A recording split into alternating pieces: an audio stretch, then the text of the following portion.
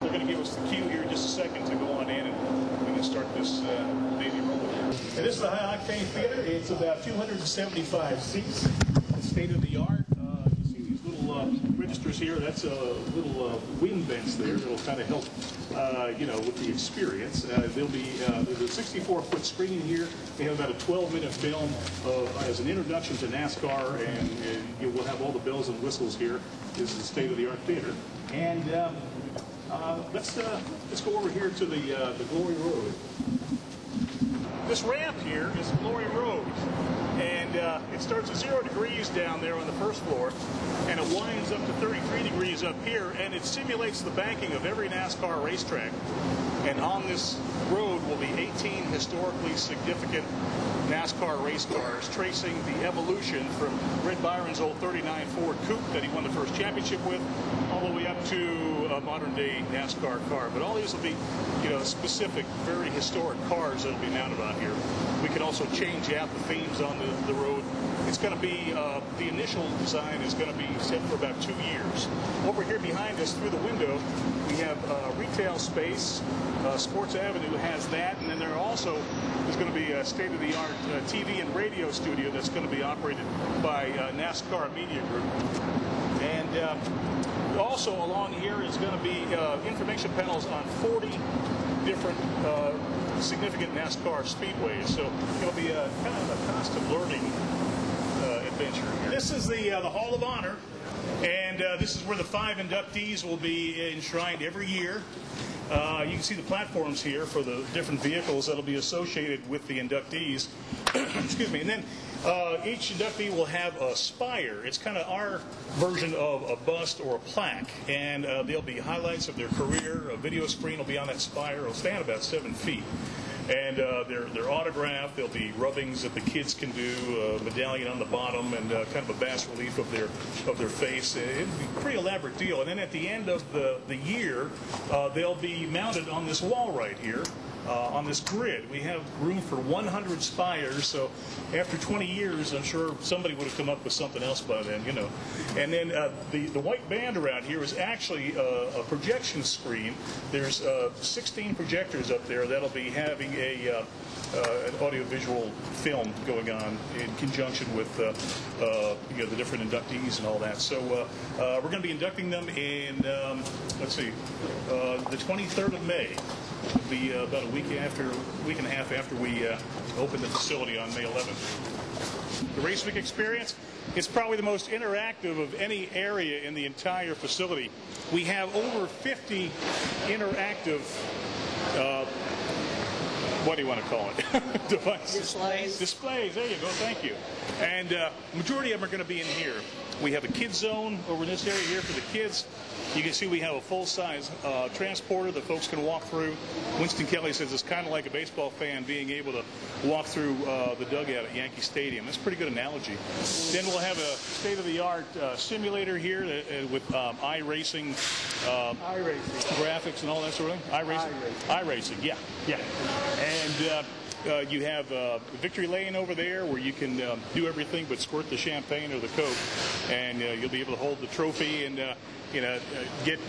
call your own race. And what you'll be able to do is experience everything that a crew member experiences from the time they leave the shop till they get to the track, till they go through inspection, go through qualifying, the race, the pit stop, everything, and all the way to when they get back to the shop. So it's a real hands-on, modern-day facility here. You'll get to deal with the media. The difference between the media here and the media upstairs in the vault area, the media here is interactive, where you practice calling and producing a race, where the media upstairs is more of a tribute to the journalists, photographers, and broadcasters from the past. So it's quite a deal here, and there's going to be a lot of action going on. We have 3 separate platforms here. The first one is going to deal with the founding of NASCAR, 1948 to about 1971. Second platform is going to deal with the era from 72 to around 1999. All the Fortune 500 money came in, the era of Winston, big TV deals, the mega shops, and you can see the sport progress from the backwoods and getting more into corporate America. And then the third platform is going to be the year 2000 and to today and beyond, with all the safety innovations and all that. We're going to have specific cars on this platform and a specific car on that platform. You can see some of the items that we have here. That Chrysler 300, if you look real close, it's half competition on the passenger side and it's half stock on the driver's side.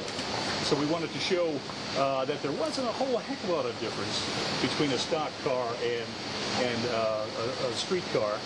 And then, of course, we have Louise Smith's old coupe. And that's going to go over in the corner. That'll be the pre-NASCAR area. We have a theater there.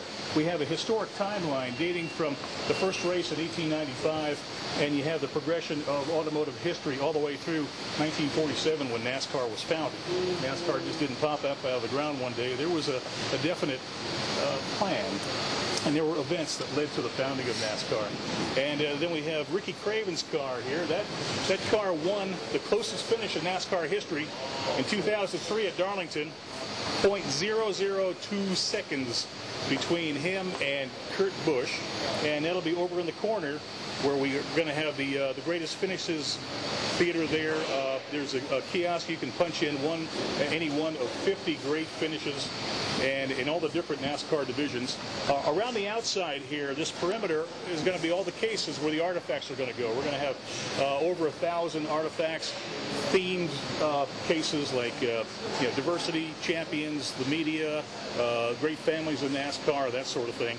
And one of my favorite artifacts, this was the first one to actually be installed in the facility, is one of the original 76 spotter balls from Daytona Speedway. Oh, wow. And I spent from 1969 to 1982 in one, we believe that's from turn 3, but anyway, I worked those balls as a volunteer. They let me out on weekends.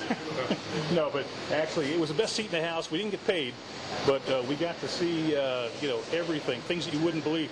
One time during the Daytona 500, when the woods were on the backstretch, right in the middle of the race, a fox jumped over the backstretch wall and ran across the backstretch in between the cars and ran off into the lake. Nobody else got to see it but us. So that was kind of interesting. So I'm really proud of that little ball that we had mounted there. So that's about what we've got. There's going to be so much more to it. We can't go into much more detail tonight, but you'll have to come back on May 4th when we have the open house for the media. And I think it'll really blow you away. And we're so proud to have you on with us tonight. And thank you for coming. And I hope you're getting your money's worth.